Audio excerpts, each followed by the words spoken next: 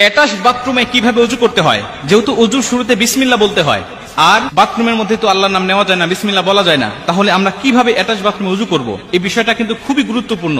আল্লাহ রাসূল সাল্লাল্লাহু আলাইহি ওয়াসাল্লামের হাদিস থেকে আমরা এই বিষয়টাকে আজকে পরিষ্কার হবো ইনশাআল্লাহ। আমি কয়েকটা পদ্ধতি আপনাদেরকে শেখাবো, এর মধ্যে যে পদ্ধতিটা আপনাদের ভালো হয় আপনারা সেইভাবে ওযু করবেন, ইনশাআল্লাহ আপনার ওযু হয়ে যাবে। কারণ আল্লাহ রাসূল বলছেন, ইবনে মাজাহ শরীফের হাদিসের মধ্যে আসছে, যেই ব্যক্তি ওযুর শুরুতে বিসমিল্লাহ বলে না তার ওযুই হয় না। মুহাদ্দিসরা হাদিসটাকে গবেষণা করে বলেন যে আল্লাহ রাসূল ওযু হয় না বলতে বুঝিয়েছেন ওযুটা পরিপূর্ণ হয় না। এখন ওযু হয় না অথবা পরিপূর্ণ হয় না, দুটা কথা একই। আমার যদি ওযু না হয় তাহলে আল্লাহ পাকের দরবারে আমরা যে নামাজ আদায় করছি প্রত্যেকটা দিন, আমাদের নামাজও হবে না। ওযু না হলে নামাজ হয় না। এর জন্য ওযুটাকে কমপ্লিট করতে হবে, ওযুটাকে পরিপূর্ণ করতে হবে। এখন এই ওযুটাকে কিভাবে পরিপূর্ণ করব? কারণ আমাদের অনেকের বাসায় অ্যাটাচ বাথরুম আছে, নিজের বাসায় না থাকলে আত্মীয়দের বাসায় গেলে অ্যাটাচ বাথরুমে ওযু করতে হয়, বা অফিস আদালতে গেলে অ্যাটাচ বাথরুমে ওযু করতে হয়, হোটেলে গেলে, কোথাও ঘুরতে গেলে আমাদের অ্যাটাচ বাথরুমে ওযু করতে হয়। তাহলে এই মাসআলাটা আমাদের সকলে জানতে হবে। আমি আপনাদেরকে কয়েকটা পদ্ধতি শিখাই, এর মধ্যে যেটা ভালো লাগে আপনি সেটা করবেন। প্রথমত, যদি আপনার এই অ্যাটাচ বাথরুমে ওযু করার বিকল্প কোনো পদ্ধতি থাকে, বাহিরে কোনো ওযু করার জায়গা যদি থাকে, টিউবওয়েল হোক আর বাহিরে কোনো টেপ হোক, যদি এরকম বিকল্প কোনো পদ্ধতি আপনার আশেপাশে থাকে, তাহলে আপনি সবচাইতে উত্তম হবে বাহিরে ওযু করা।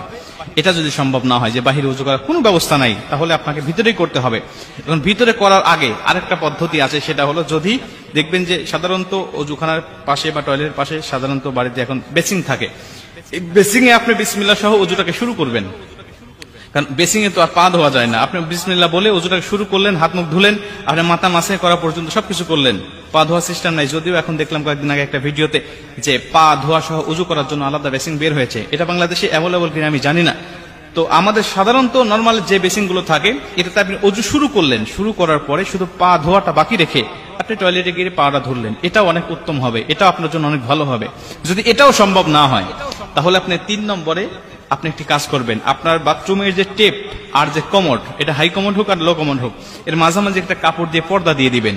তাহলে কোনো ইখতিলাফ থাকবে না, এর মধ্যে কোনো সন্দেহ থাকবে না, আপনি এই সন্দেহ মুক্তভাবে ওযু করতে পারবেন। যদি পর্দা দেওয়া সম্ভব না হয়, কোনোটাই আপনার সম্ভব হচ্ছে না, বাহিরে ওযু করা সম্ভব হচ্ছে না, বেসিং থেকে শুরু করা সম্ভব হচ্ছে না, পর্দা দেওয়া সম্ভব হচ্ছে না, তাহলে আপনি একটি কাজ করবেন, সেটা হলো অবশ্যই বাথরুমে ঢোকার সময় তো আপনি একটি দোয়া পাঠ করতেছেন, আল্লাহুম্মা ইন্নী আউযু বিকা মিনাল খুবুসি ওয়াল খাবাইস। এই দোয়াটা আপনি পাঠ করে তো ভিতরে প্রবেশ করতেছেন। এই দোয়াটা পাঠ করার সময় অবশ্যই আল্লাহর নাম নিয়ে আপনি ঢুকেছেন। ঢোকার পরে আপনি ওযু করার সময় অবশ্যই দিলে দিলে, যেভাবে আমরা টয়লেটের মধ্যে ইস্তেগফার পাঠ করি, এটা তো পড়তে হয়, আপনারা সকলেই জানেন যে দিলে দিলে ইস্তেগফার পড়তে হয় বিভিন্ন খারাপ জিন, বিভিন্ন খবিস খান্নাসের হাত থেকে বাঁচার জন্য। ওইভাবে দিলে দিলে আপনি ওযু শুরুতে আপনি বিসমিল্লাহ পাঠ করবেন, মুখে উচ্চারণ করে নয়, দিলে দিলে। এরপরে ওযু থেকে বের হয়ে এসে, টয়লেট থেকে বের হয়ে এসে আপনি বের হওয়ার সময় দোয়া পাঠ করলেন, এবং বের হয়ে এসে ওযুর শেষে যে কালেমা শাহাদাতটা পাঠ করতে হয়, এই কালেমা শাহাদাতটা পাঠ করবেন।